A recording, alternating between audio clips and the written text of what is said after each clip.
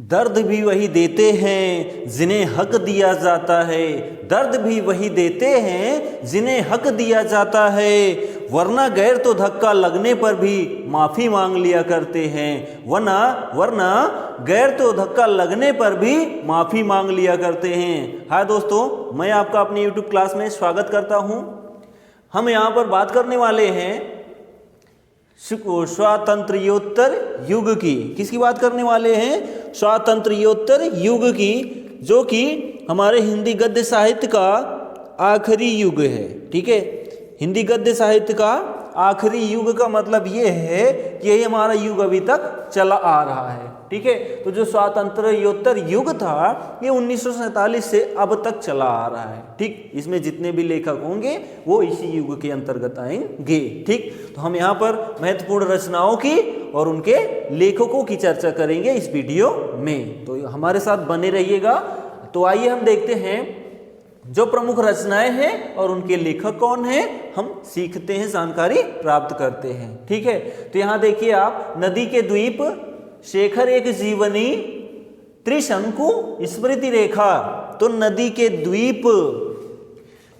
द्वीप, शेखर एक जीवनी, त्रिशंकु स्मृति रेखा, ये सब जो रचनाएं हैं वो सच्चिदानंद हीरानंद वात्स्यायन अज्ञेय की रचना है। किनकी है? सच्चिदानंद हीरानंद वात्स्यायन अज्ञेय।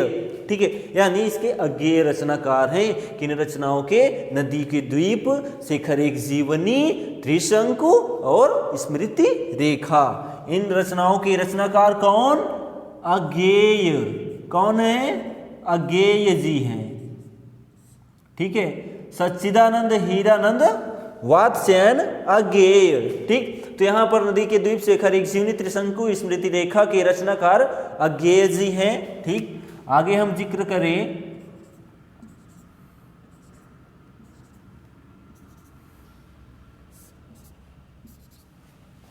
तो आगे की जो रचनाएं हैं, त्यागपत्र, मंथन, ध्रुव यात्रा, जय संधि और मुक्तिबोध।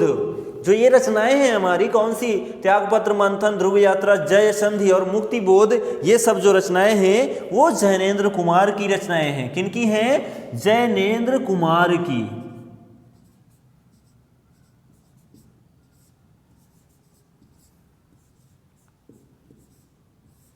जैनेन्द्र कुमार की रचनाएं हैं। कौन कौन सी? त्यागपत्र, मंथन, ध्रुव यात्रा, जय संधि और मुक्तिबोध। ठीक, आगे हम जिक्र करें तो यहाँ है नीड़ का निर्माण फिर और क्या भूलूं क्या याद करूं। ठीक है, नीड़ का निर्माण फिर क्या भूलूं क्या याद करूं।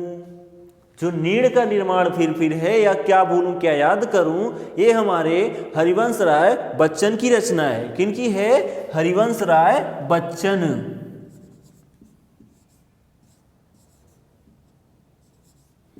हरिवंश राय बच्चन। ठीक है, तो ये जो रचनाएं हैं, क्या भूलूं क्या याद करूं, नीड़ का निर्माण फिर, ये हरिवंश राय बच्चन जी की रचनाएं हैं। ठीक है, आगे हम जिक्र करें तो आवारा मसीहा, मेरा वतन, अर्धनारीश्वर, पाप का घड़ा। क्या रचना है? आवारा मसीहा, मेरा वतन, अर्धनारीश्वर और पाप का घड़ा। तो आवारा मसीहा, मेरा बचपन, अर्धनारीश्वर, पाप का घड़ा, ये सब जो रचनाएं हैं, ठीक है, ये सब विष्णु प्रभाकर की रचनाएं हैं। किनकी हैं? विष्णु प्रभाकर की। किनकी रचनाएं हैं? विष्णु प्रभाकर की।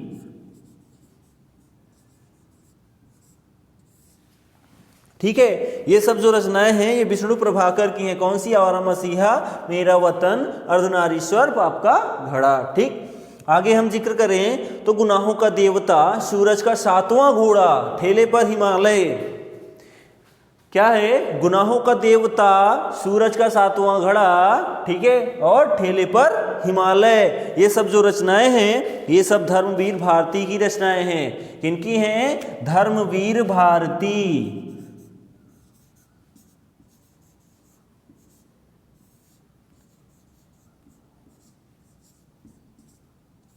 ये सब जो रचनाएं हैं धर्मवीर भारती की रचनाएं हैं। कौन सी? गुनाहों का देवता, सूरज का 7वां घोड़ा और ठेले पर हिमालय। ठीक, आगे हम बात करें तो हिमालय की पुकार, अनंत प्रकाश, अथाह सागर।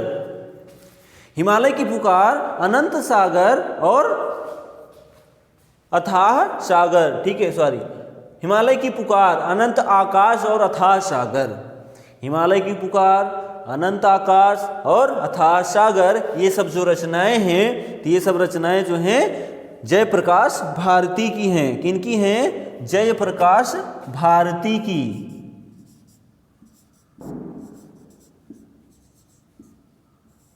जयप्रकाश भारती।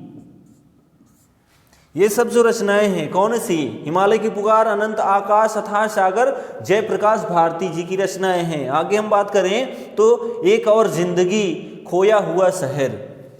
एक और जिंदगी, खोया हुआ शहर, ये सब जो रचनाएं हैं ये हमारे मोहन राकेश की हैं। किसकी हैं? मोहन राकेश जी की हैं। कौन सी? एक और जिंदगी, खोया हुआ शहर, मोहन राकेश।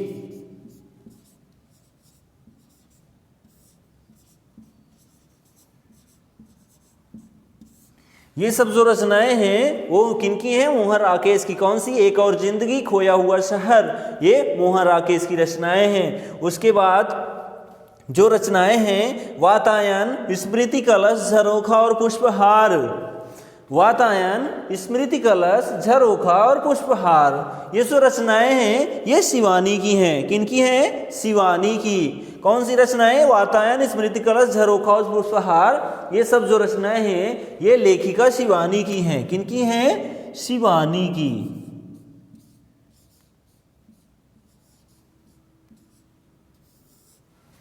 ठीक है, तो हमने देखा कि जो वातायन, स्मृति कलश, झरोखा, पुष्पहार था वो शिवानी की रचनाएं हैं। ठीक, तो हम यहाँ पर बात किए थे स्वातंत्र्योत्तर युग की, जो कि 1947 से अब तक चल रहा है। उनमें जो प्रमुख रचनाएं थी और उनके प्रमुख लेखक थे, यानी उन रचनाओं के लेखक थे, उनके बारे में हमने जिक्र किया। ठीक है, वो भी इस वीडियो के माध्यम से। तो जो हमारी प्रमुख रचनाएं हैं या लेखक हैं स्वातंत्र्योत्तर युग के, वे हमारे अज्ञेय जी हैं, जैनेन्द्र कुमार जी हैं, हरिवंश राय बच्चन जी हैं, विष्णु प्रभाकर जी हैं, धर्मवीर भारती जी हैं, जयप्रकाश भारती जी हैं, मोहन राकेश जी हैं, उसके बाद शिवानी जी हैं। ठीक है, तो ये सब हमारे जो है स्वातंत्र्योत्तर युग के प्रमुख लेखक थे और इधर उनकी प्रमुख रचनाएं थी। ठीक, तो हमने जो यहाँ पर आपको जानकारी दी आपको समझ में आई होगी। प्लीज़ मेरे वीडियो को लाइक, शेयर और सब्सक्राइब ज़रूर करें। अपने दोस्तों के साथ साझा इसको ज़रूर करें जिससे वो भी ये जानकारी प्राप्त कर सके। ठीक, तो हम बात करेंगे नेक्स्ट वीडियो में। नेक्स्ट टॉपिक हमारा रहेगा काव्य, हिंदी काव्य साहित्य का इतिहास, हिंदी पद्य साहित्य का इतिहास। ठीक, हम उस पर जिक्र करेंगे। ठीक, तो हम मिलेंगे अब नेक्स्ट वीडियो में ही। तब तक के लिए जय हिंद।